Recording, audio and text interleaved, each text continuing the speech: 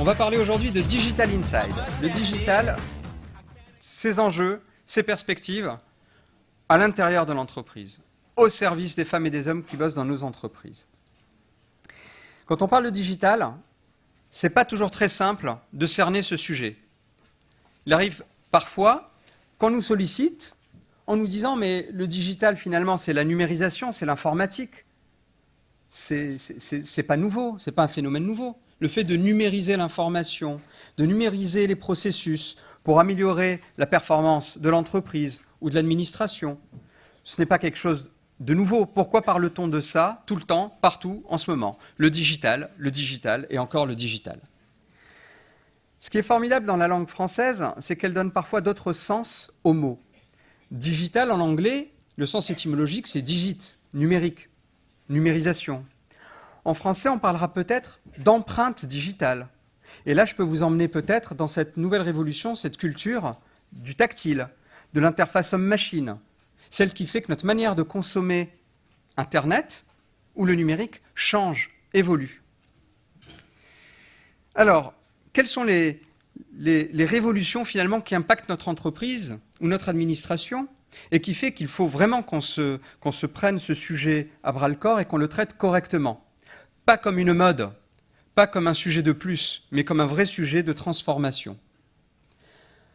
Le premier point, c'est que pour la première fois, la société civile est plus avancée que l'entreprise ou plus avancée que l'administration. Je peux communiquer via Skype avec un ami aux États-Unis et partager un écran gratuitement. Ce n'est pas toujours le cas en entreprise. La dotation des terminaux mobiles, des smartphones en entreprise, parfois est encore liée à sa place hiérarchique. Le meilleur et le dernier terminaux pour les cadres supérieurs. Pour autant, tout le monde a la possibilité aujourd'hui d'aller s'équiper d'un téléphone haut de gamme à la boutique du coin avec un forfait 36 mois.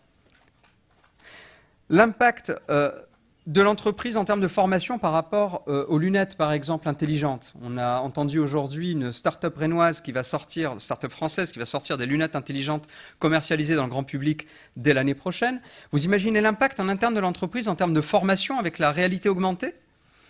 De la même manière, les objets connectés, l'Internet des objets, l'impact en entreprise, par exemple, d'un point de vue logistique, des salles de réunion intelligentes, des bâtiments dans lesquels je peux être reconnu, tout l'impact qui fait finalement que l'Internet se cache derrière l'usage, derrière les objets, derrière l'immobilier et le mobilier, pour devenir un usage, juste un usage, et non plus un objet en tant que tel.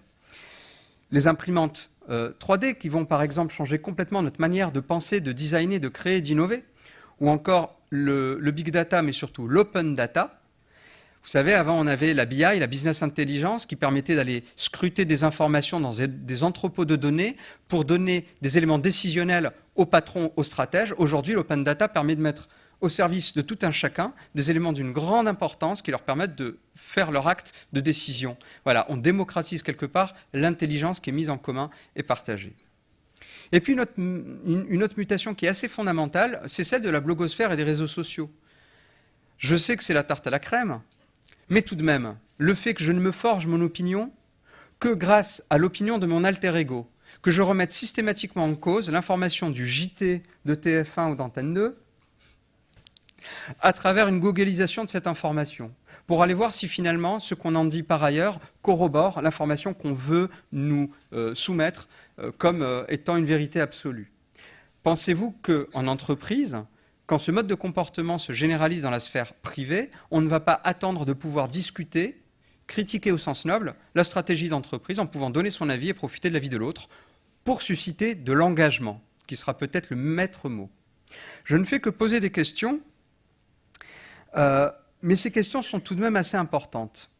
On parle de digital beaucoup et de tous les enjeux extraordinaires que cela peut amener en transformation de l'entreprise et de l'administration, but il y a aussi un côté obscur, des pièges qu'il s'agira peut-être d'éviter. Je vais en prendre 3 très rapidement. Le fait de laisser croire dans une vision productiviste que grâce à mes super pouvoirs digitaux, je vais devenir un surhomme, un cyborg.